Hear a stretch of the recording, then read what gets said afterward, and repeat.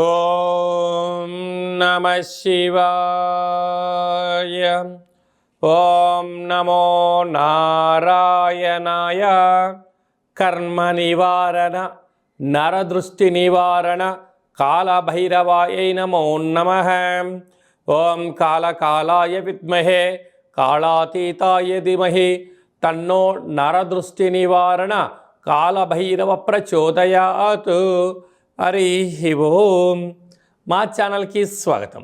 చూస్తున్న వీక్షకులకు ప్రేక్షకులకు ప్రియ కాళభైరవ భగవద్బంధులకి స్వాగతం పలుకుతూ మమ్మల్ని ఎంతగానో ఆదరిస్తూ ఉండబడినటువంటి ప్రియ సోదర సోదరీమణులకు, జ్యోతిష్య అభిమానులకు, సనాతన ధర్మ సంరక్షకులకు అందరికీ నూతన ఆంగ్ల సంవత్సర శుభాకాంక్షలు.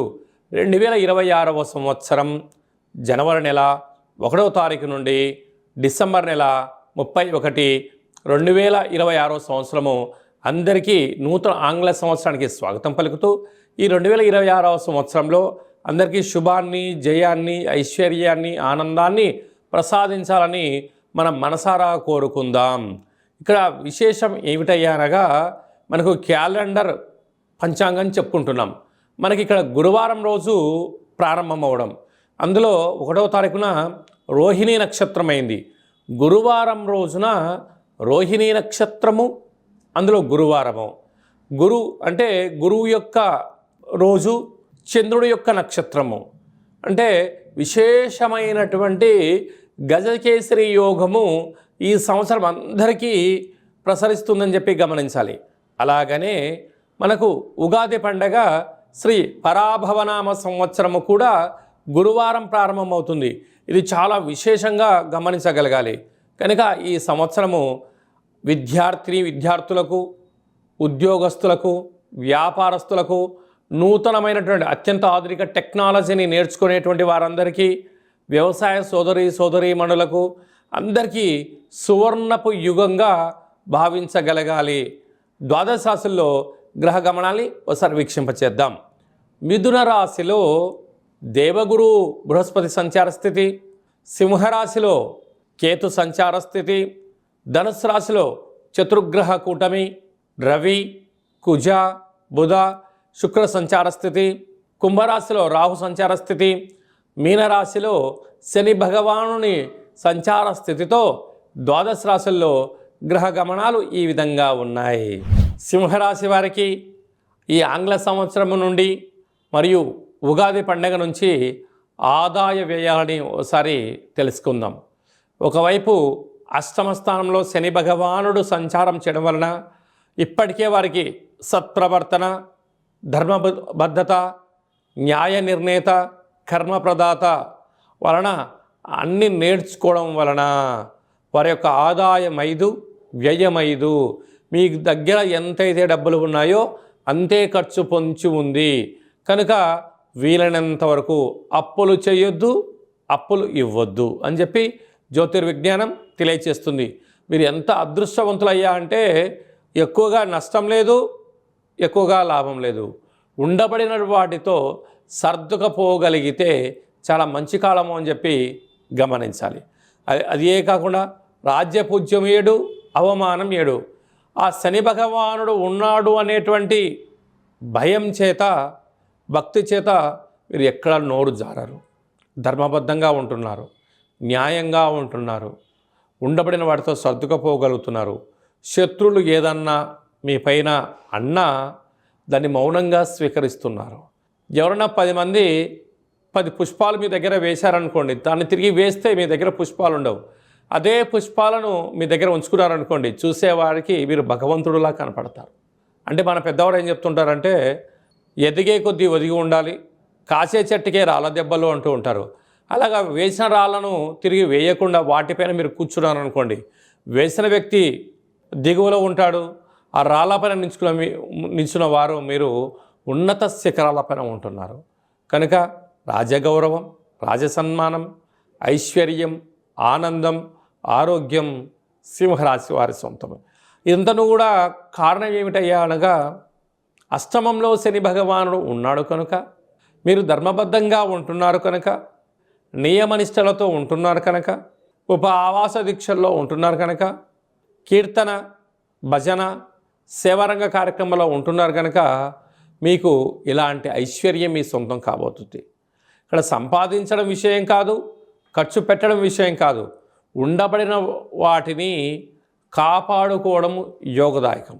ప్రధానంగా ప్రభుత్వ ఉద్యోగస్తులు, ప్రైవేట్ రంగంలో ఉండబడిన వారు, రియల్ ఎస్టేట్ రంగంలో ఉండబడిన వారు, రాజకీయాల్లో ఉండబడిన వారు, వ్యవసాయ సోదరీమణులు, అనేక మంది ఆహార ఉత్పత్తులు మార్కెటింగ్ రంగంలో ఉండబడిన వారు, అనేక వ్యాపారస్తులు వీలైనంత వరకు ఏదో వాళ్ళు చేస్తున్నారు వీళ్ళు చేస్తున్నారు అని చెప్పి అపోహలకు వెళ్లకుండా ఉండబడినటువంటి వాటితో సర్దుకుపోయి వీలైతే పుష్కర స్నానం చేయగలిగినట్లయితే గురుయోగ్యత కారణం ప్రతిరోజు సూర్య నమస్కారం, కుక్కకు ఆహారాన్ని ఏర్పరచడం వల్ల సకల గ్రహదోషం తొలగుతుంది అని చెప్పి గమనించాలి.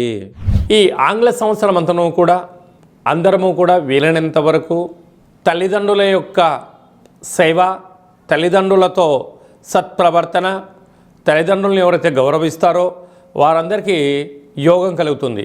అలాగనే మనకు దత్తాత్రేయ స్వామి వారి యొక్క దర్శనం ప్రతి గురువారం పూట శ్రీ మేధా దక్షిణామూర్తి స్వామివారిని స్మరణ, ప్రతి గురువారం రోజున మహాదేవుడికి రుద్రాభిషేకము, అలాగనే గాణగాపుర దర్శనము, వీలైతే అరుణాచల క్షేత్ర స్వామివారి యొక్క దర్శనం ఎవరైతే చేసుకుంటారో ఈ సంవత్సరంలో పరిపూర్ణమైనటువంటి గురువు యొక్క ఆశీస్సులు కలిగి విద్యలో, ఉద్యోగంలో, ఐశ్వర్యంలో, వ్యాపారంలో కొదవ ఉండదు అని చెప్పి గమనించగలగాలి.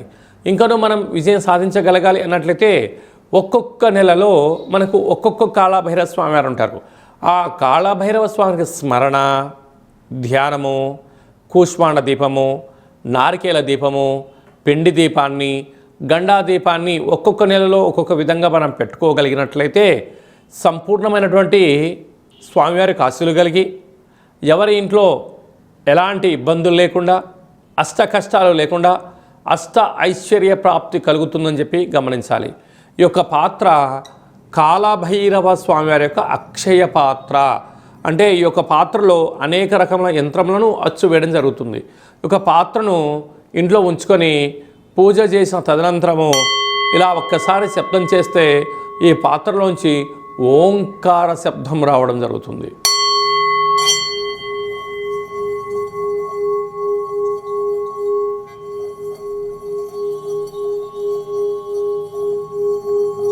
ఈ ఓంకార శబ్ద ధ్వనితం వలన మనిషి శరీరంలో ఉండబడినటువంటి చక్రాలు వికసింపచేయడం, ఆనందం కలగడం, దురదృష్టం దూరం కావడం, అదృష్టం అద్భుతమైన యోగం కలిగి మనకు అనుకున్న అన్ని పనులు విజయం సాధించడం జరుగుతుంది.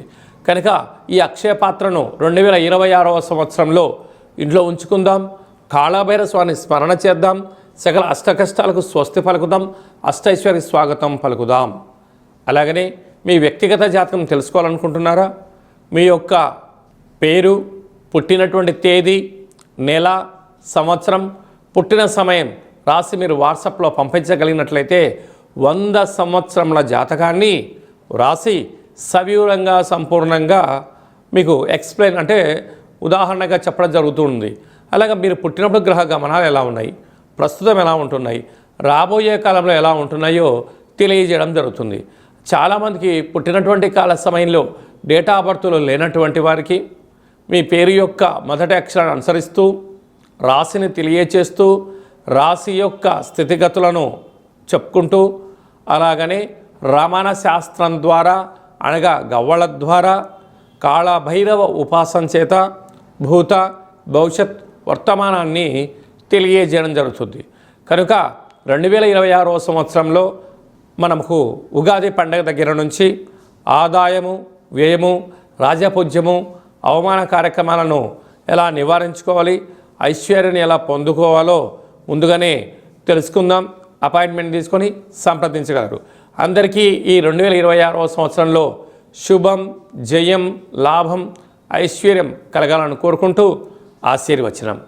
శతమానం భవతు శతాయ పురుష సతేంద్రియ ఆయుష్యేవేంద్రియే ప్రతిష్టతి. నూతన ఆంగ్ల సంవత్సరాంతం ఆయురారోగ్యం ఐశ్వర్యం దేహిమే కాలభైరవాయ నమః. హరి ఓం. ఈ వీడియో మీకు నచ్చినట్టయితే లైక్ చేయండి, షేర్ చేయండి. అందరికన్నా ముందుగా మా ఆధ్యాత్మిక వీడియోలు మీరు చూడాలనుకుంటున్నట్లయితే మా ఛానల్ని సబ్స్క్రైబ్ చేసుకోండి. అలాగనే గంట సింబల్ ప్రెస్ చేయండి. అలానే బటన్ కూడా తెలియచేయండి.